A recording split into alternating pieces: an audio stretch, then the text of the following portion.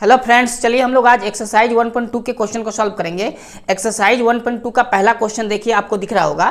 Question में लिखा क्या है, देखिए इसमें लिखा है निम्नलिखित संख्याओं को अभाज्य गुणनखंडों के गुणनफल के रूप में व्यक्त कीजिए। ठीक है, तो अभाज्य संख्या क्या होता है? वह संख्या जो केवल एक से और स्वयं से डिवाइड हो, इसके अलावा किसी दूसरे संख्या से डिवाइड ना हो, उसे हम लोग अभाज्य संख्या कहते हैं। ठीक है, यानी पहला अभाज्य संख्या क्या होता है? 2 होता है। यानी अभाज्य संख्या जो शुरू होता है वो 2 से, 2 के बाद अभाज्य संख्या कौन सा होता है? 3 होता है, उसके बाद 5 होता है, उसके बाद 7 होता है।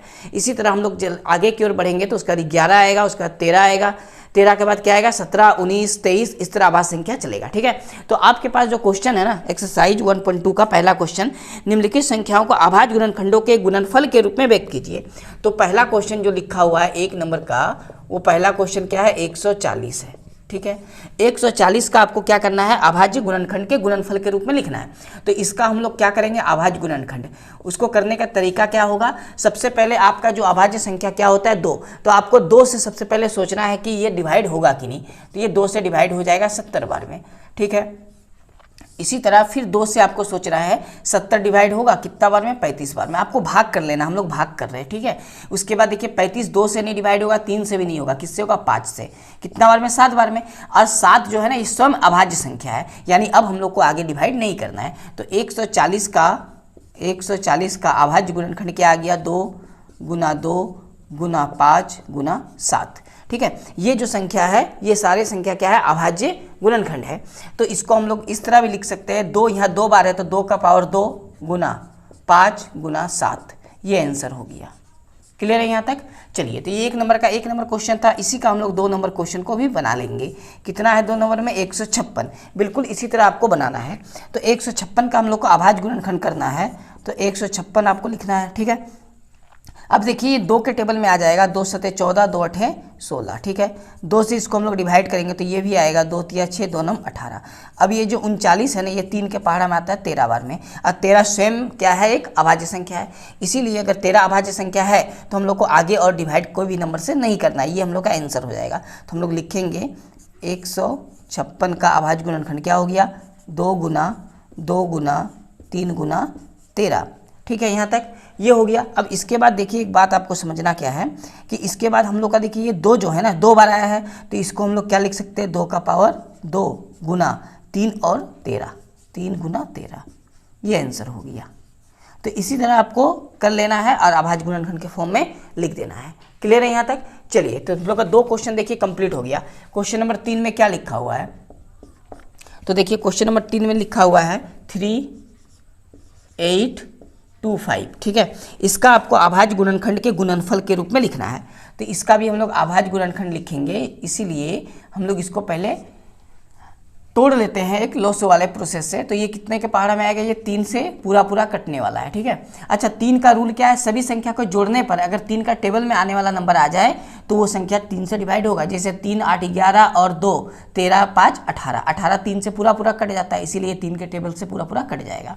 3 एकम 3, 3 दूनी 6, 3 सत्ते 21, 3 पचे 15। ठीक है, फिर देखिए ये 3 से भागा जाएगा, 3 4 12, 3 दूनी 6, 3 पचे 15। क्लियर है यहाँ तक? अब इसके बाद ये 3 से नहीं होगा, 5 से जाएगा, 5 8 40 और 5 पचे 25। इसके बाद इसको हम लोग किससे डिवाइड कर सकते हैं? ये 7 से जाएगा, नहीं जाएगा 7 से, है ना? ये 7 से डिवाइड नहीं हो रहा, तो ये किसके पहाड़ा? 5 से हम लोग डिवाइड पहले कर लेते हैं। ये 5 है ना, कितना बार में? 17 पचे 85, 17 बार में। 17 खुद अभाज्य संख्या है, तो बस ये हम लोग को लिख लेना है। मतलब 3 8 2 और 5 का अभाज्य गुणनखंड क्या क्या आ गया? 3 × 3, उसके बाद 2 बार 5 आया है, उसके बाद 17। ठीक है, अब इसको देखिए हम लोग किस तरह लिखेंगे? 3 कितना बार है? 2 बार, तो 3 का पावर 2 लिखना है। 5 भी कितना बार है? 2 बार, तो 5 का पावर 2 लिखना है। और 17 एक बार है, 17 का एक ही बार लिख के छोड़ देना है। ये आ गया आपका अभाज्य गुणनखंड का गुणनफल। तो इस तरह आपको लिखने बोला था क्वेश्चन में। ठीक है, चलिए तो क्वेश्चन नंबर हम लोग बना लेते हैं। अब इसके बाद कौन सा बना लेते हैं हम लोग? क्वेश्चन नंबर 4 को देखिए। क्वेश्चन नंबर 4 में क्या लिखा हुआ है? 5005। ठीक है, हम लोग इसको अभाज्य गुणनखंड के गुणनफल के रूप में व्यक्त करेंगे। तो सबसे पहले ये 5 से डिवाइड हो जाएगा, 1001। ठीक है, अब इसके बाद ये कितने के पहाड़ है? 7 से। आप 7 से करिए, देखिए इसको डिवाइड हो जाएगा। एक बार में 3 गया, 7 4 28 और 2 गया, 7 3 21। इसके बाद ये 11 के पहाड़ा में डिवाइड हो जाएगा, कितना बार में? 13 बार में। 13 स्वयं में क्या है, एक अभाज्य संख्या है। तो हम लोग 5005 का अभाज्य गुणनखंड लिख सकते हैं 5 गुना 7 गुना 11 गुना 13। तो ये हम लोग का क्या हो गया, आंसर हो गया। ठीक है, इस तरह आपको अभाज्य गुणनखंड लिख लेना है। क्या आएगा, 5 × 7 × 11 × 13। अब एक आखिरी 5 नंबर क्वेश्चन है, इसको बनाते हैं। देखिए क्वेश्चन नंबर 5 में क्या लिखा है, 7429। ठीक है, इसका अभाज्य गुणनखंड आपको निकालना है। तो ये कितने का पहाड़ा से जाएगा, तो ये देखिए पहले तो 17 के पहाड़ा से आ जाएगा। तो 17 का पहाड़ा से कितना बार में जाएगा, तो आप 17 से पहले इसको भागा कर लीजिए, आपको पता चल जाएगा 17 के पहाड़ा में ये आएगा। लेकिन कितना बार में आएगा, 17 चरे आप करिए 68। ठीक है, ये माइनस करेंगे, 14 से 8 गया तो 6, 2 उतरा, 17 तिया 51, इसको माइनस हम लोग कर लेते हैं तो 11 आएगा, ऊपर से 9 उतरा, 7 बार में। ठीक है, 7 बार में फिर 119 आएगा, ये कट गया, यानी 437। अब ये 19 के टेबल में आता है, तो 19 से आप डिवाइड करिएगा तो ये 23 बार में आएगा। कितना बार में आएगा, 23 बार में।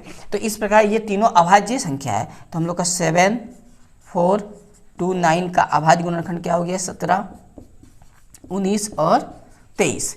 ठीक है, आपको इस तरह इसको बना लेना है। अब देखिए आपको समझ में कैसे आएगा कि ये 17 से ही डिवाइड होगा। तो देखिए रूल क्या है ना, सबसे पहले अभाज्य संख्या 2 से शुरू होता है। तो सबसे पहले आपको 2 से इसको डिवाइड लगाना है, भागा करना है 2 से, किसको, 7429 को। तो 2 से ये तो भागा होगा नहीं पूरा पूरा, इसके बाद सोचना है 3 से, 3 से भी नहीं होगा। इसी तरह आपको आगे जितना भी नंबर आएगा अभाज्य संख्या का, प्रत्येक से भागा देना है, यानी 5 से भी नहीं आएगा, आपको देख के पता चल जाएगा। 5 के बाद क्या होता है, 7। आप 7 से डिवाइड इसको कर लीजिए भागा, अगर पूरा ना कटे तो 7 के बाद कौन सा नंबर से हम लोग का डिवाइड करना होता है, 7 के बाद जो अभाज्य संख्या है वो 11 है। तो 11 से डिवाइड करेंगे, नहीं होगा, 13 उसके बाद आता है, 13 के बाद सीधा 17। तो 17 से डिवाइड हो गया। इसके बाद जो नंबर आएगा वो 17 के बाद वाला से डिवाइड होगा, यानी 19 से। 19 के बाद अभाज्य संख्या 23 होता है, और ये 23 खुद अभाज्य संख्या था, 23 से आपको डिवाइड करने का जरूरत नहीं, ये आंसर हो जाएगा। क्लियर है यहाँ तक।